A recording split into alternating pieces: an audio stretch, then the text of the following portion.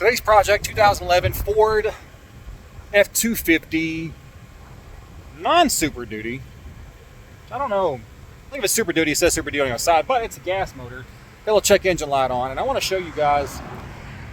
I have a $3,500. It's a really fancy scan tool from Montel. It's great. It's fantastic. I really love it, but I use a completely different setup for years, and it has worked just absolutely flawless. And what is it?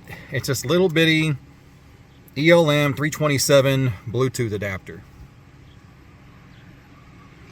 This thing is like $15.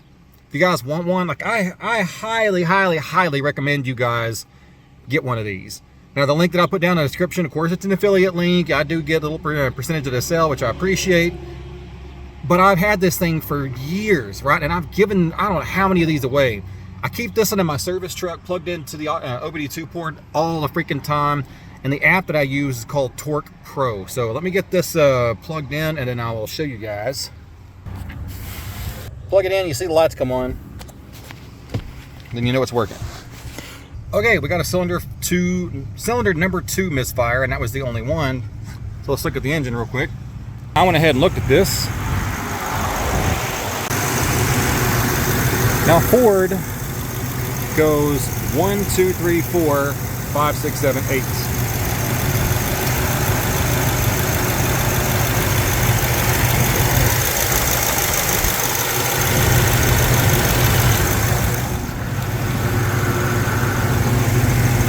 I don't see anything obvious, but I did see something on this side.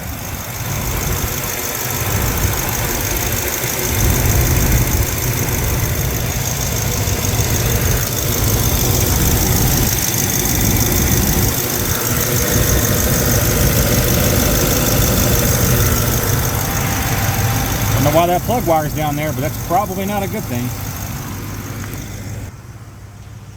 So my younger self has learned the hard way not to grab coil wires and try to plug them in when the engine's running, because it gives you a little zap. So let's turn the key off, plug that wire back in, and start it back up and see what happens. Seen a lot of weird crap in my day. Never seen a spark plug wire just completely unplugged, but oh well.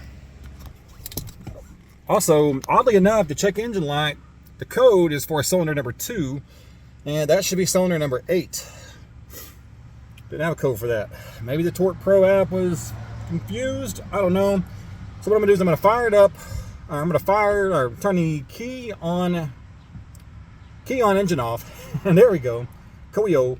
Key on engine off and clear the code, start it back up, and then see if the code pops up. Might drop it down the road just a little bit to see if a code pops up or not, but we'll find out. Fault code cleared. Engine sounds good.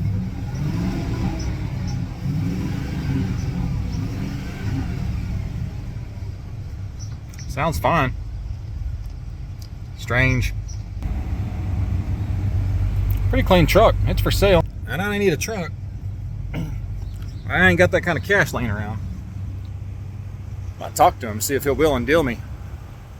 I come out here pretty much every week and work on this stuff, so really convenient to just work off, you know, car payments, truck payments rather. Now I have my Dodge, but my Dodge still needs an engine. But hell, it'd be really convenient just to have 3 trucks you got to take care of, right? Well, that's a weird video, I know. I wasn't expecting that at all, but it's a perfect example of using that little Torque Pro. Now, remember, you have to pull that thing back out and take it with you. I've lost a lot of these over the years, but they're cheap. Literally, like I said, it's like $12, I think, 12 or 15 bucks. The Torque app is actually free, but to add the PIDs, the Ford specific PIDs, you have to upgrade to the Pro. It's like $5, I think, and then it carries over to all your phones. Every phone that I've had, I just re-download Torque Pro, and I had purchased it years and years ago. It's really neat to have it, and if you guys have like an Android, if you guys have an Android style radio, a lot of those actually have where you can download it, have the Torque Pro app running, create a dashboard and put all of your little icons on there and monitor all kinds of stuff depending on the year, on your vehicle, and if it's available or not. The newer the vehicle, the more PIDs it can read, and you can put all sorts of stuff. So on my service truck, it's a 2003, and there's not a whole lot to it. So when I'm going down the road, when I'm towing stuff, I watch transmission temperature. That's really all I care about. I don't care about anything else. I will read that, and other trucks the same thing. Towing, if it has the PID available for transmission temp, monitor that all the time. But really, really neat. I like it. Link down in the description, and then I will put a link for the Torque Pro app so you guys know which one. I don't get any residuals off that, but I do get a residual off of these. And I know every time I talk about these, some guys are like, oh, I had one, it broke. It's 15 bucks off Amazon. I mean, if it breaks, I'm sorry, but they're, mass produced.